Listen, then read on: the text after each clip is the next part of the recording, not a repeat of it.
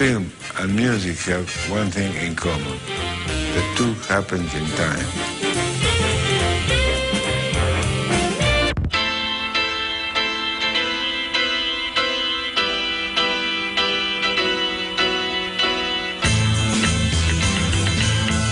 The ways, I think, to write music is to put yourself in the place of these characters.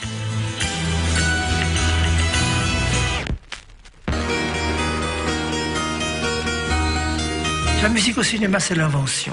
Il faut être un formidable musicien, il faut aimer le film à la folie quand on le fait.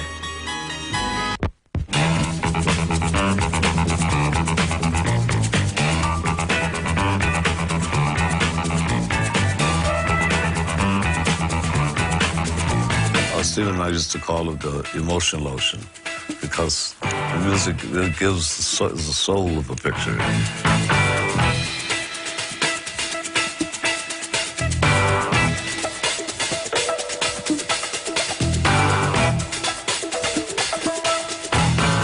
Because of my sort of obsession with music, certain soundtracks would really stand out for me. The soundtrack to Midnight Cowboy, for instance. John Barry, one of my favourite soundtracks, one of the most influential soundtracks ever made. And also the soundtrack to Once Upon a Time in America. Morricone, you know, it wasn't just a soundtrack. It was like it was buying an album, you know. The movie didn't matter. You know, when you listen to these soundtracks, they were just incredible pieces that survived purely on their own merit. I started listening to soundtracks and I realized, wow, you can buy one soundtrack, like say, I don't know, Lalo Schifrin or Quincy Jones, and you can hear within one record,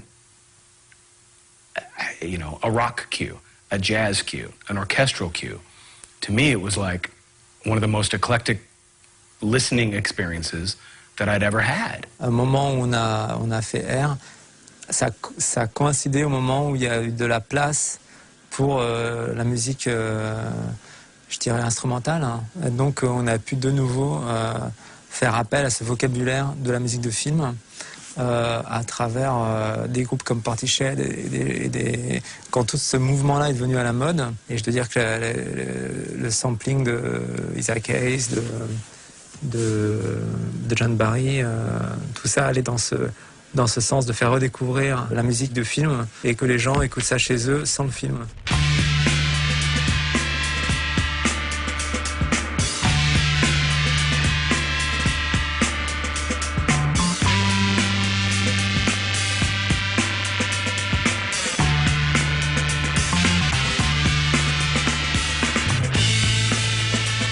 I think even in the 50s it was starting to change. You know, the old guard, like the Max Steiners and the, you know, these kind of guys, even the Elmer Bernsteins were starting to die out. But I mean, even Elmer Bernstein, I mean, come on. Yes, he's considered, I guess, an orchestral composer, but look at The Man with the Golden Arm. That's a jazz score.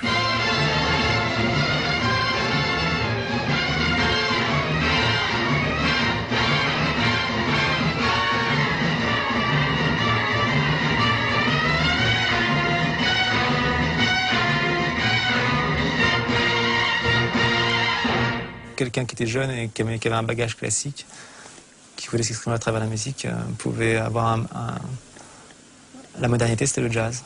Je pense qu'il n'y avait pas d'autre alternative.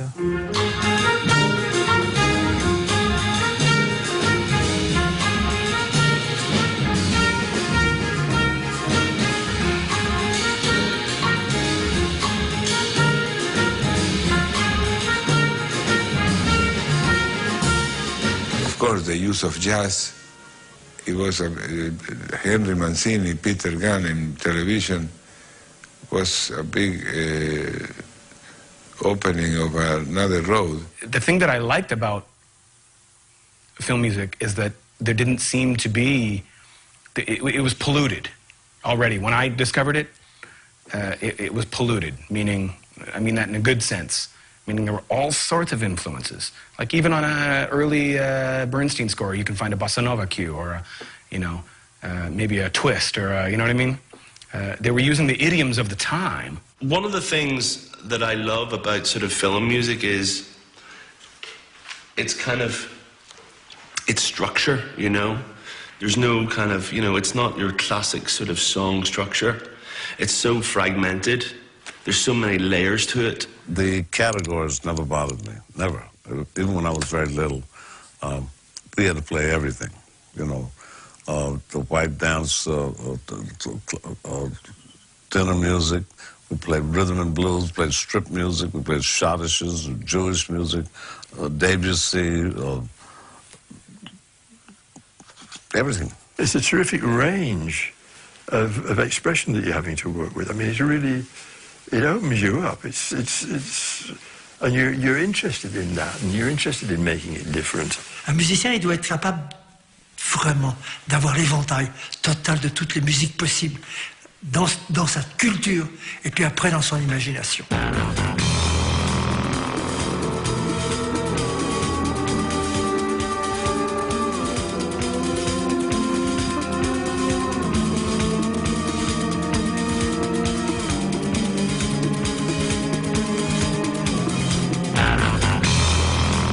It's about tension and release, really. If I had to boil it down, it's tension and release, dissonance and consonance.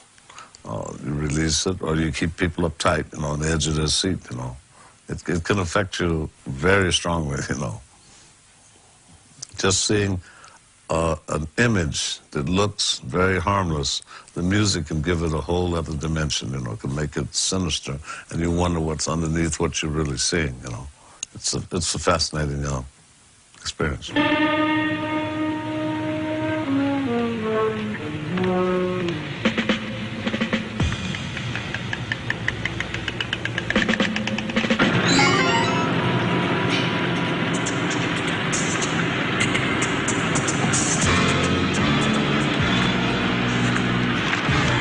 Steve McQueen was like my brother. And one morning I woke up and I felt pebbles on the window. It was about 10 o'clock in the morning, and I looked out front, and there was Steve and Ollie McGraw, you know. And I know Steve very well, and loved him. And Ollie too, Neil, all of them, Robert Evans. And he just finished the picture. It was with First Artists, I think. And the artists were in control of the pictures then.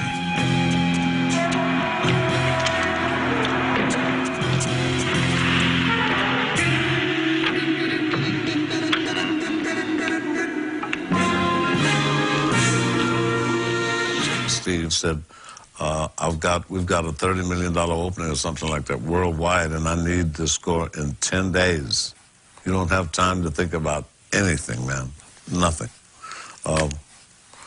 You get a moviola the next day, which is a Sunday, and you start spotting the picture, which is determining where the music goes and deciding where it goes, and then you start composing and making your themes together and so forth. And 10 days is not very long. And then you have to orchestrate the themes and record the themes and mix the themes. And then we went to Todd-AO where they dubbed the film.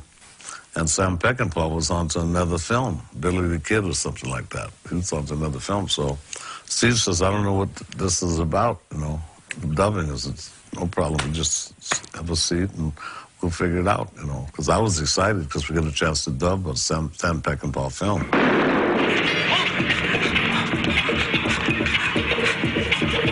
Stupid bastard!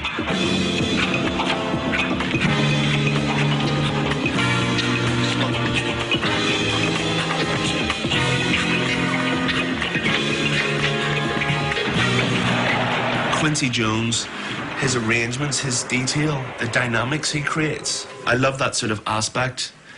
You know, it was on, and it was such, what was great about it was it kind of, you could literally just actually sit and mark the picture out by just little clusters of notes and just little kind of off-kilter kind of sounds.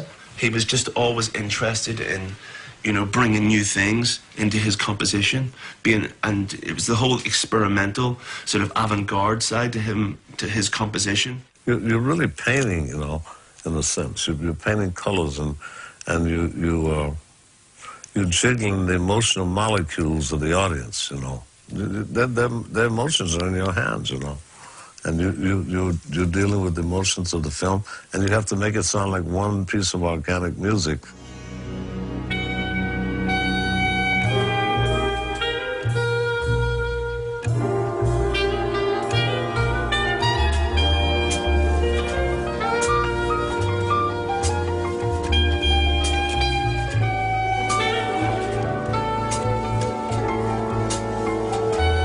The film is a collaboration. It's like a gestalt.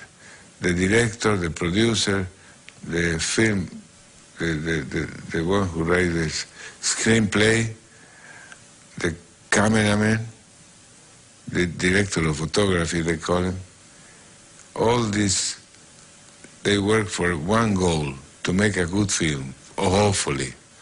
And the composer is part of that team. There's all this kind of interplay between the director and the editor and yourself, which is fascinating. And for the most part, everybody's seeing eye to eye. And when it goes up on the screen, it's a complete mixture with the dialogue, sound effects, and music, and all going together. And they've all got a point of view. Quand on travaille à des choses intéressantes, on n'existe plus. C'est-à-dire qu'on est complètement au service de la musique d'abord, et puis ensuite des choses pour lesquelles on fait, que ce soit une pièce de théâtre, un film, une œuvre. On fait partie de l'œuvre, on n'est pas seul, on n'est pas des musiciens, en disant on est des musiciens avec un grand nom, tout ça. Non, on est humblement, on fait partie d'un ouvrage collectif, collégial. Et c'est ça le plus dur, et il faut avoir une humilité énorme et une imagination énorme.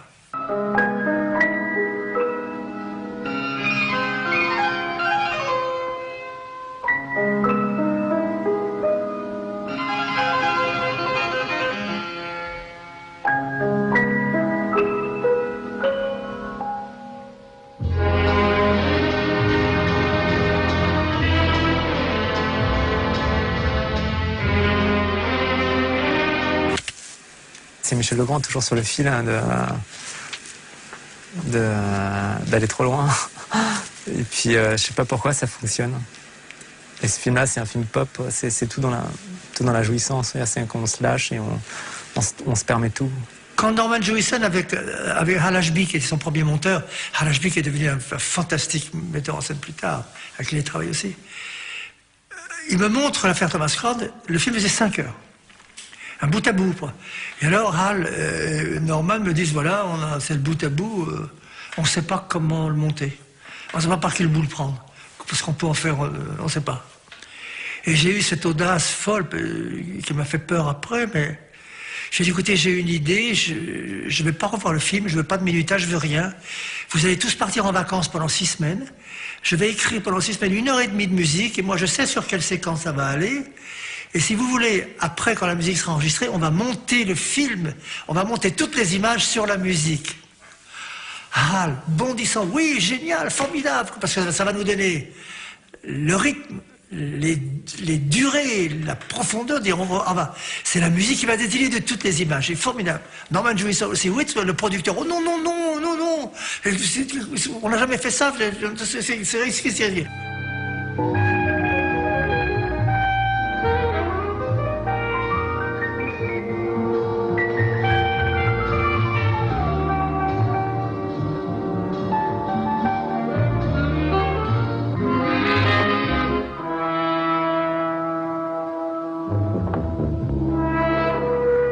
La scène où il joue aux échecs, bon, s'il avait monté son musique à la fois à 35 secondes, la musique fait 7 minutes 15. Eh bien la scène dure 7 minutes 15 parce que la musique décide du tempo, de la durée, de la profondeur, de la légèreté, de la gravité. Et c'est ça qui est formidable.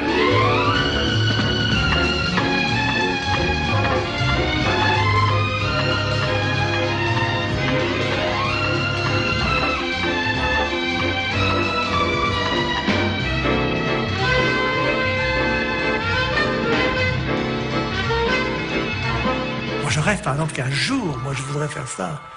Je voudrais écrire une partition d'1h30 sur un sujet de 3 lignes et qu'un metteur en scène en fasse un film.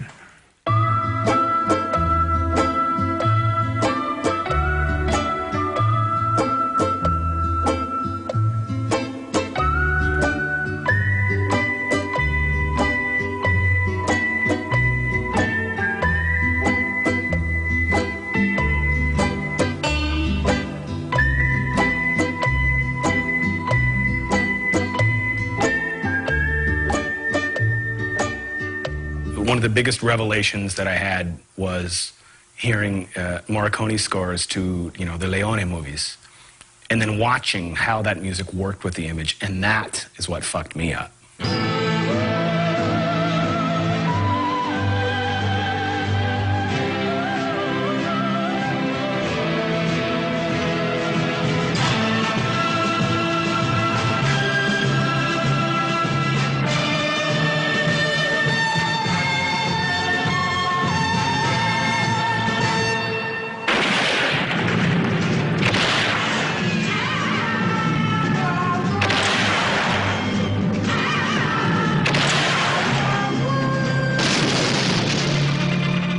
Morricone's music, of course, is amazing.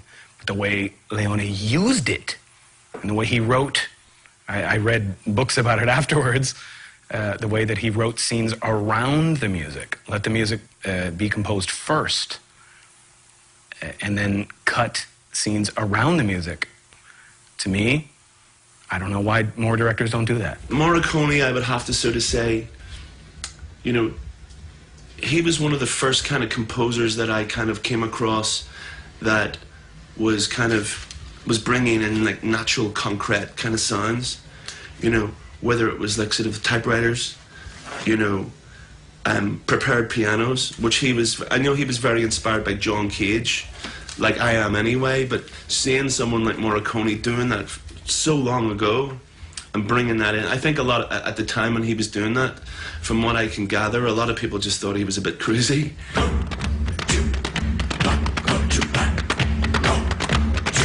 The spaghetti western was a fantastic oeuvre of this, combining the music, sound effects, dialogue, and comedy for us. And so we worked specifically just on the spaghetti western soundtracks, and particularly the Leone Morricone films that we were interested in, The Good, the Bad and the Ugly, For a Fistful of Dollars, For a Few Dollars More, Once Upon a Time in the West. These were the films that really inspired us.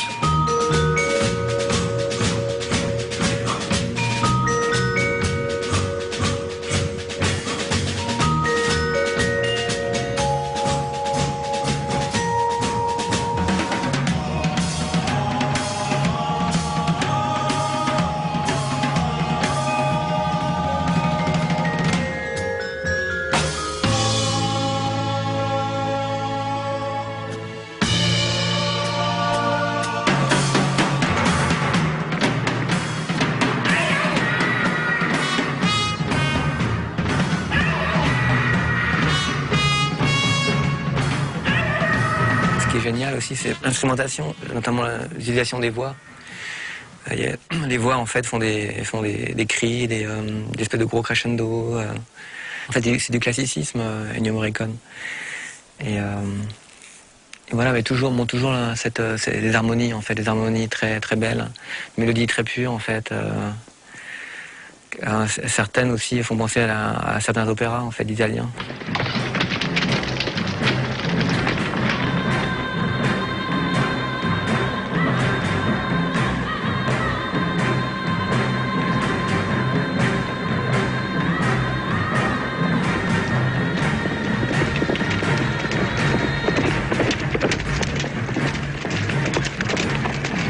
Comment un type comme ça a pu faire ça par rapport à ce dont il se revendique?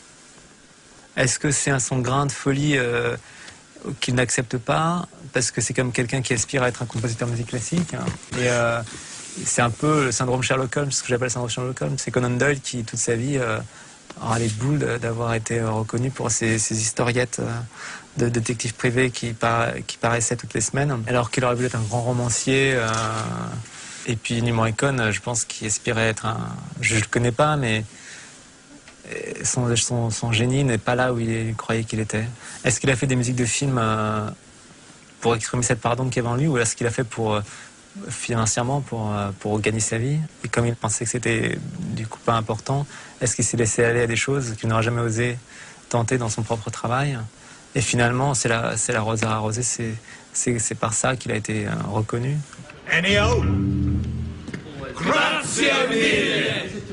Ennio was so successful with the big orchestral sound and the sound effect. Lalo was big, not so much in the orchestra, the huge orchestral sound, more the funky sound. I think Lalo is extremely funky.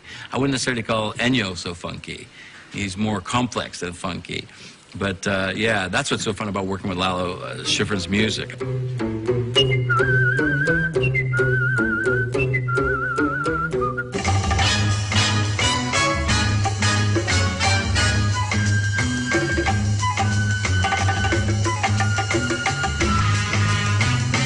I think one of the things that both Lalo and I got from Dizzy is the importance of rhythm.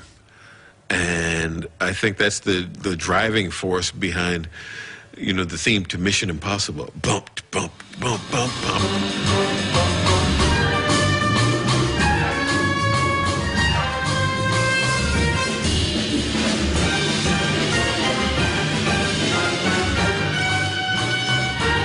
It's very exciting and driving. It's not something that, you know, you want to sit down and, you know, relax to. It's something that makes you get up and want to dance or something like that.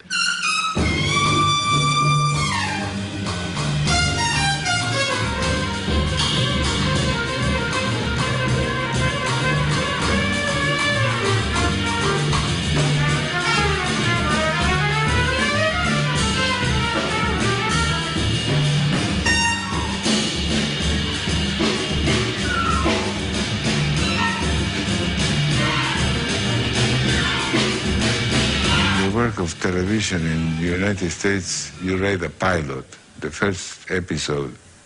They don't know if they're going to sell or not. And in the pilot, you have to put the main theme, which is like a logo. Somebody is in the kitchen having some drink or water or something, and in the living room, there's a television set that says, oh, the movie is going to start. Mancini taught me that too. I was writing for Ironside. That's we did the pilot, and it was picked up. I was writing like I was writing for movies, you know, like 16th notes, 44-piece orchestra, and 16th notes, and just too much. He said, Quincy, you will die if you do that, you know, because you finish, you score on a Thursday, and they give you a brand new episode on Friday, and you have to score that next Thursday, and next Friday you get another one. You can't do that, you know. You have to find another way to write for television, you know.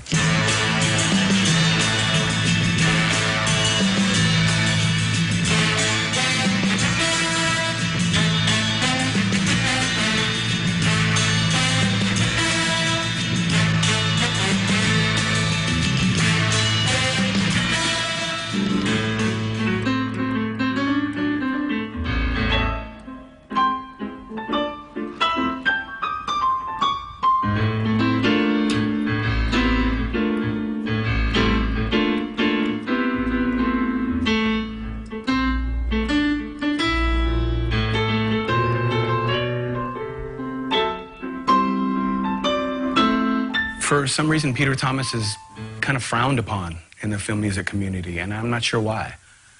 I thought, when I first heard the Rampatol 60s sci-fi series that he did, I was flat on my ass.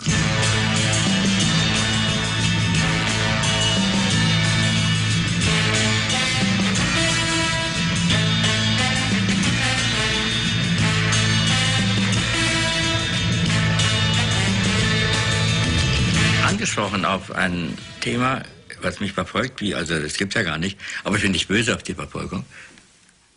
Als Kommando Spatial, das ist in Latinsch, und Raumpatrouille heißt es, ich glaube in Deutschland, jawohl, trotzdem ist ein französisches Wort Patrouilles, die Deutschen, hemmungslos.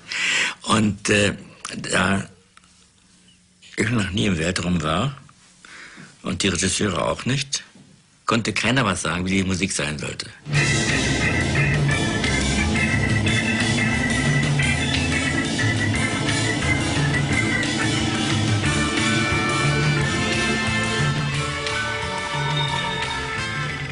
Und da fing einfach an, dass man sagte, man braucht einen Countdown. Also und da ich ein Deutscher bin, das hört man ein bisschen Preuße, zack, zack, und back und sehr präzise. Er sagte, es müsste in Sekunden gesprochen werden. 10, 9. 5, 4, 3, 2. Ich bin alleine. Ich komponiere alleine. Ich habe keine Arrangeur. Vielleicht einmal, weil es mal so schnell war. Aber ich kann gar keinen Arrangeur brauchen, weil ich während des Aufnehmens immer sage, wie ich das will.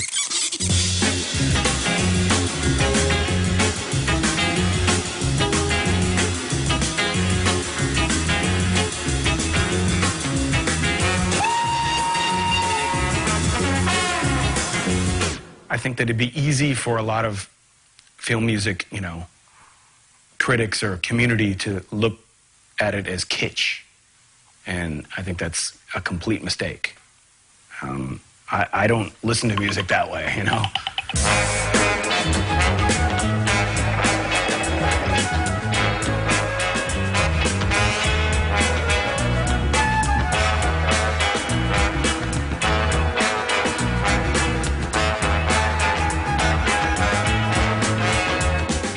Dass meine Kollegen, ob das Lalo Schifrin oder Michel Legrand ist, das ist der Punkt. Ein Filmkomponist ist nicht spezialisiert auf einen Edgar Wallace oder auf einen Space.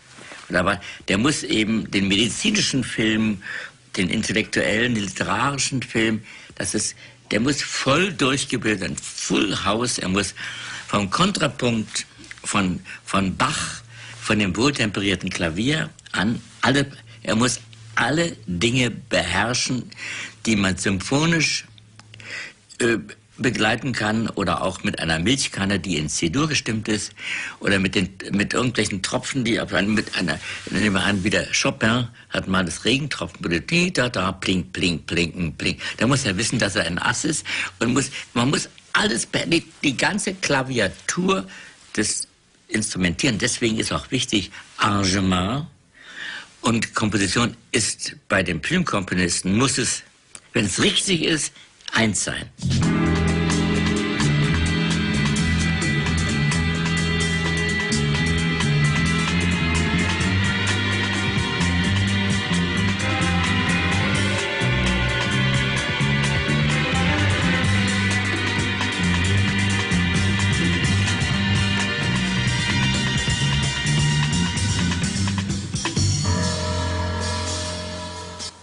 I think like a painter. Orchestration is the painting the colors of the orchestra. So I cannot explain how I did it. I didn't study that in a music school. I didn't study that with any music teacher. It's an instinct. This is one thing I cannot explain. Like Clément used to say, c'est impondérable. And that's exactly what it is. I hear the colors and they come to me.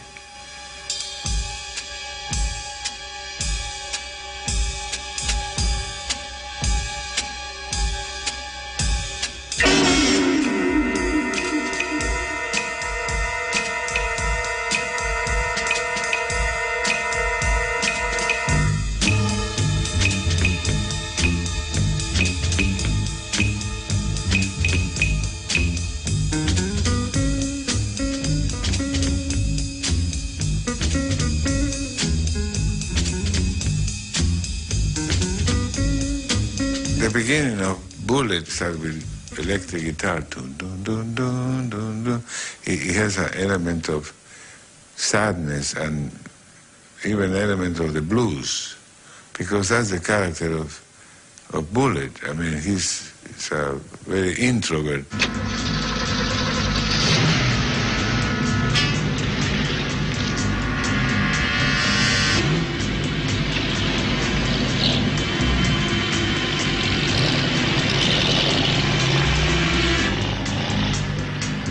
Peter, yes, asked me to put music to the whole thing.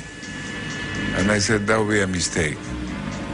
First of all, sometimes you have the camera in the hilly corners of San Francisco, and there are two cars, the villain cars and the bullet car. And we don't know what car is coming. The audience don't know what car. So by letting the sound of the car, so the audience should hear what car is coming. Is it a villain or bullet?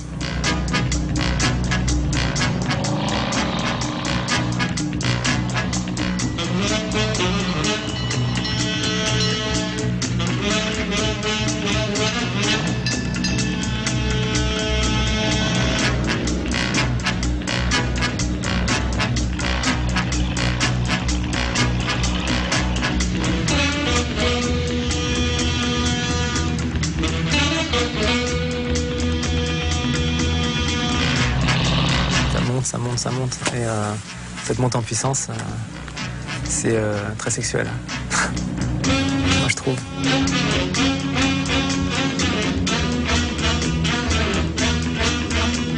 If I put music all the way through, it's going to be very muddy, very confusing.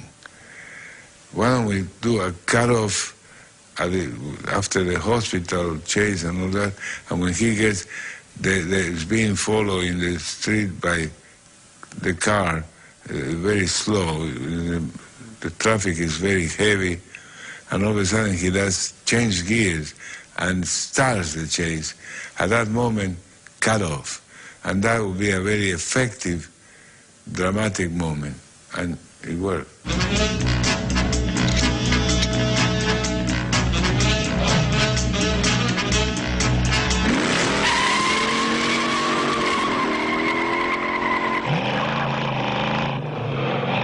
Some years later, I did another detective of the police department. It was Clint Eastwood, Dirty Harry. And believe it or not, these films, they have many things in common, because they both have this psychological element. They are both depressed with the job they have to do, and at the same time it's an action film.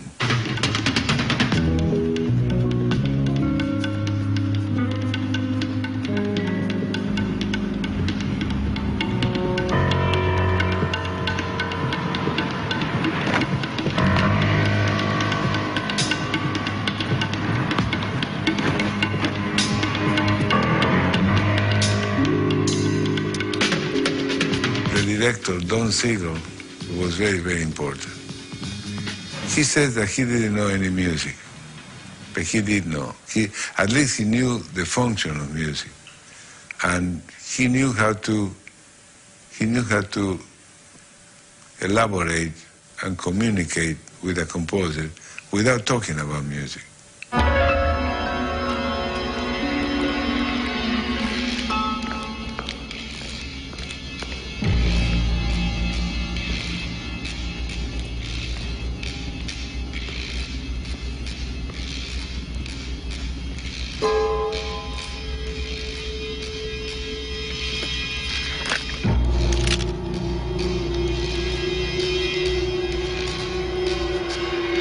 Des instrumentations avec des mélodies en fait qui font le même dessin, mais qui sont séparées en fait par des intervalles qui ne sont pas classiques et qui sont quasiment dissonants. Il y a aussi des mélodies en fait qui sont répétées, à un demi-ton de différence, etc. Il y a des glissando. Et en fait, à l'écoute, moi j'entends quelque chose de contemporain. En fait, c'est quasiment ça pourrait être en fait du Olivier Messiaen en fait mélangé avec du jazz en fait. Avec derrière des instruments rythmiques funky.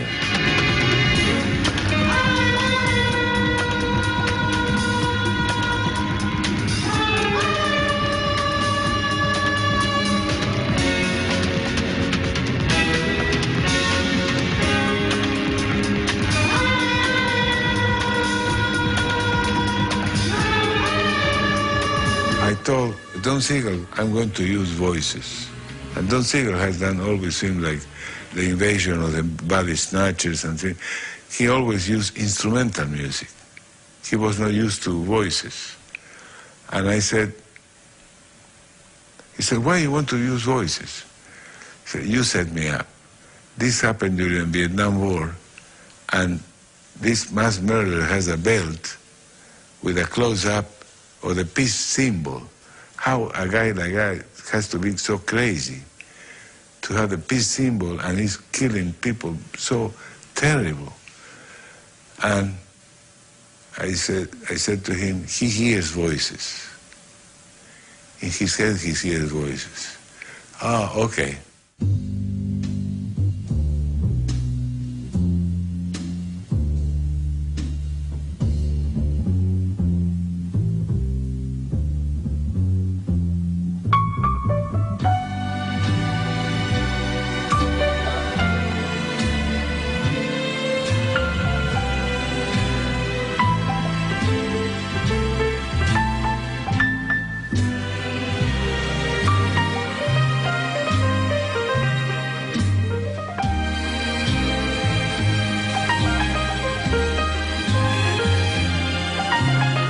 Other situations where a director will lead the composer down this road and say, the composer says, how about so-and-so, nine-piece Dixieland band? Great, that's a great idea, fantastic.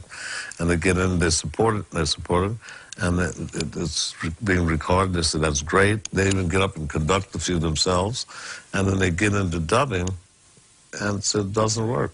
Call Henry Mancini, or whoever. Or call Johnny Williams, that's what they called, you know.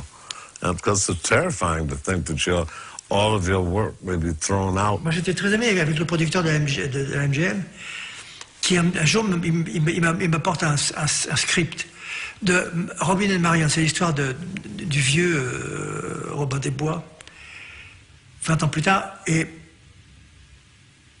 je trouve le sujet, le script formidable. Je dis, oui, parfait, je le fais. Et puis, le film fait par Lester, il est vraiment sans âme, sans rien du tout. Bon. Je fais une chose, j'amène un romantisme fort pour essayer que les personnages, qu'on puisse y croire, qu'on puisse identifier, qu'on soit avec leur amour, tout ça, parce qu'il s'était tourné un peu complètement. Froid, glacé, enfin, comme des mouches, quoi. Et alors, il déteste la musique. Oui, c'est pas ça. Non, c'est pas du tout ça. Ben, je dis très bien, c'est pas ça. En tout cas, moi, j'enregistre jusqu'au bout, puis après, il fait ce qu'il veut. Il est libre. Alors, et puis après, il a fait refaire la musique. C'était une abomination, d'ailleurs. Et le film a fait zéro, rien. I obviously knew that somebody had been removed from a film. I never got into that. Because, you know, that's the producer. He decided. I don't want to say, well, why did you fire him? Well, you know, you open up a whole damn thing there. There's none of your business, really. And the fact that they wanted you, it might be a bit self-centered, but if you don't want to get into all the ramifications of if something has gone wrong, it's gone wrong. That's all you have to know. What I loved about John Parry and a lot of his earlier work was the simplicity of how he would take like one melody and just layer that melody with just the use of different sort of orchestration, different instrumentation. The thing that fascinates me is why some people can't write a melody. You know, I'm fascinated by, and I said, why don't you write a melody? And they'll tell you, I have a real problem with the melody. And it's funny, I mean, I think that it's the most important thing. And when melody, I'm not just talking about da-da-da-da-da, not a melodic instinct.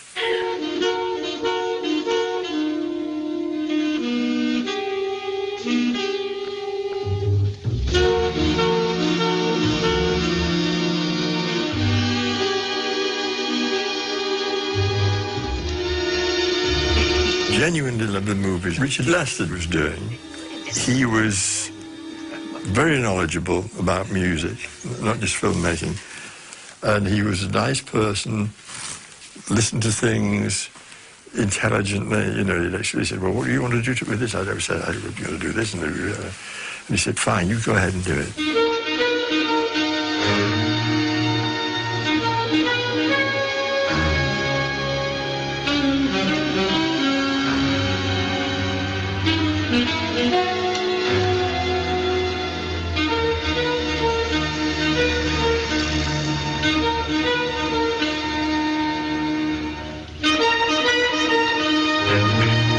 style is the way you do things, the way you approach each story. You bring a certain style to it. It's your attitude towards how you react to what's on the street and how you tell the story. And that is a broad personality which is difficult to put your finger on. The ways, I think, to write music is to put yourself in the place of these characters. You don't look at them, you're not looking at a movie. You're thinking, now what does that character, he walks in the room, he looks at that woman, or whatever it is. The behaviour that took part in these movies was the things, because this is, when you write music, you've got to do, you say, this guy's a good guy, this guy's a bad guy, this guy's a chip, or she's a wonderful, whatever. So you're following all these characters, and they're teaching you something. They're radiating information as artists back to you.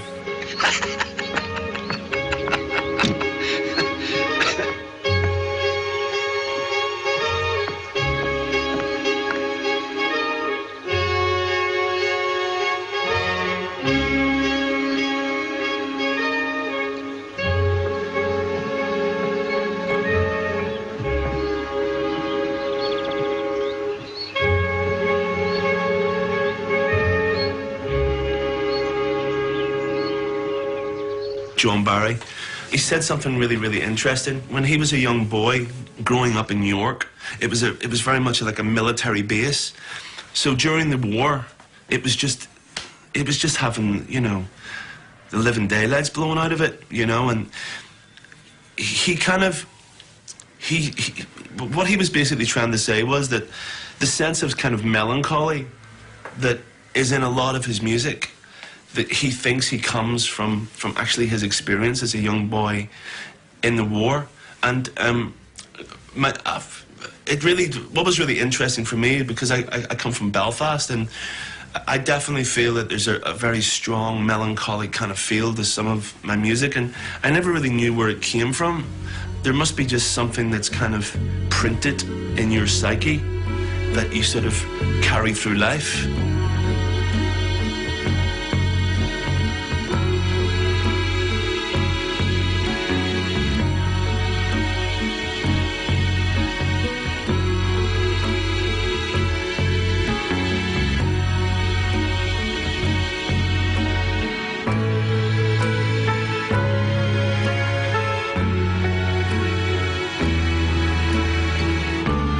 Virgin Suicide, cette BO, ça s'est passé très vite, c'est-à-dire que c'était un travail hybride, parce que on savait que au montage, on allait être coupé ou découpé, donc d'emblée, pour pas perdre de temps, on a voulu faire un album autour du film. On s'est servi du film qui était une histoire très sombre et dramatique de 5 jeunes filles qui se suicident pour enfin affirmer notre côté mélancolique. En France, à partir du moment où on a fait Virgin Suicide, le groupe avait beaucoup mieux passé. On est, même par rapport à nos 2 disques précédents, on a été plus accepté et plus reconnu en tant que, entre guillemets, musicien, enfin vrai musicien.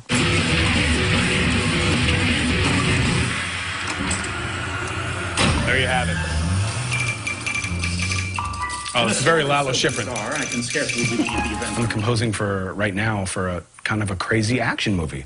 So, you know, the directors want things that are very hyper and very fast-paced and, you know, more often than not, very rock-oriented. So, you know, I can do that.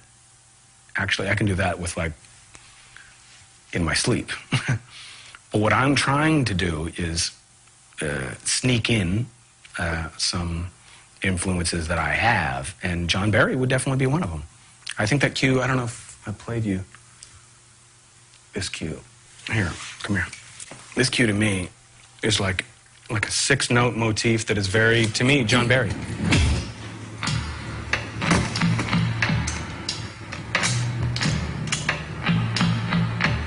When the main theme kicks in, it's like,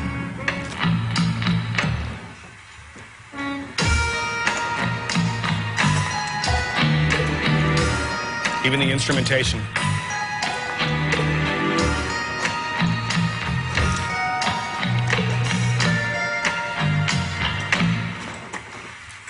John Barry.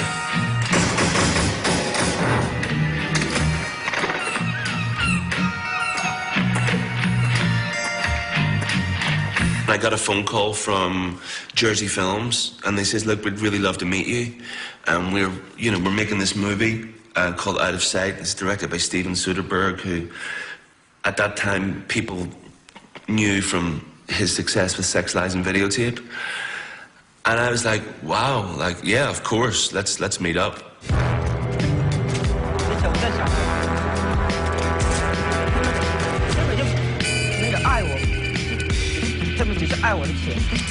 From Ocean's 11, where the music was very much, I'd say 50% source, 50% original, we moved on to Ocean's 12. What really inspired me from Ocean's 12 was the fact that most of it took place in Europe. And that's where I had a ball. Like, out of the 3 films, Ocean's 12 is my favorite soundtrack.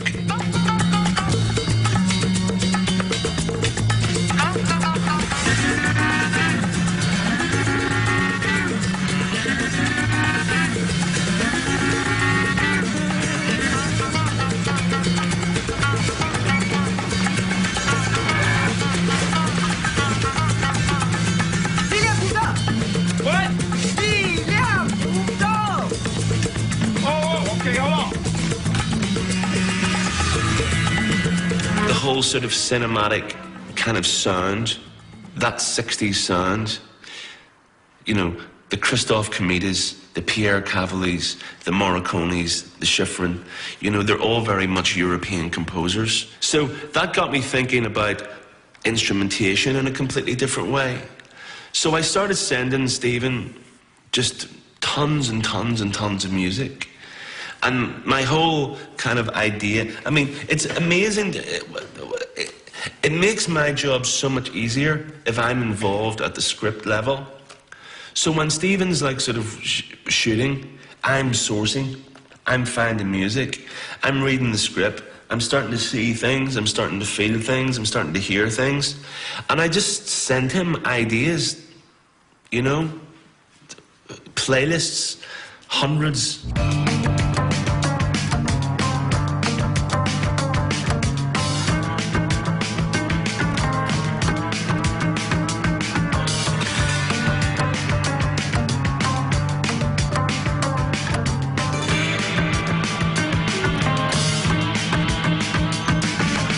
Eines Tages ringelt das Telefon und da war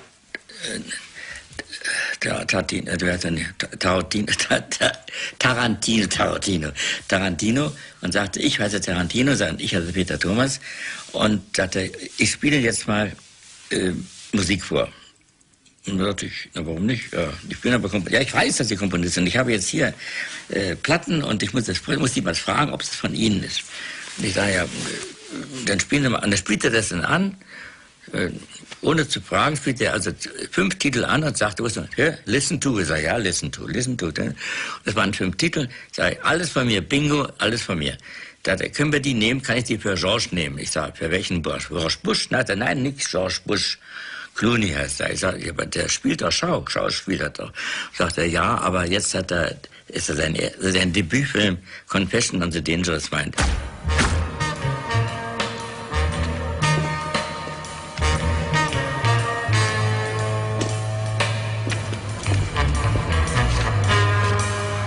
Jacques?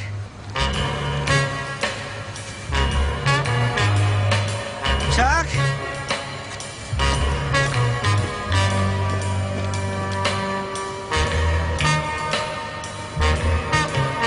We've been getting, you know, for years, almost 36 samples a week, you know, from rappers, from everything. And I mean, Tarantino always sticks a little piece of a song in the Strawberry Letter or Ironsign and Kill Bill or Pulp Fiction and all that. That's always nice, you know. Alors je veux pas faire du passéisme, mais l'art de la musique de film n'est paradoxalement est-il en train de se perdre, quoi. Même nous, par exemple, on ne saurait pas faire une musique de film à la manière de de ce que faisait justement Quincy Jones, John Barry. On saura faire très bien ce qu'on fait nous. Et quelqu'un qui nous demanderait de faire une musique de film aurait du R sur son film. Mais est-ce que c'est ça dont le film a besoin? Je pense que l'art de la tradition orchestrale, musique de film, il faut continuer. Il faut qu'il y ait des gens qui continuent à faire ça quand même, parce que c'est un des vocabulaires majeurs de l'histoire de la musique. It's an endless field. It's international and it's endless. And it continues, you know. I'm always surprised tomorrow you hear some new recording from something. Somebody's just done a new score for a movie, and you say, my God, this guy's come out with something so fresh. And that's what's fascinating about the industry, is it's still alive, and anything is possible anytime, yeah.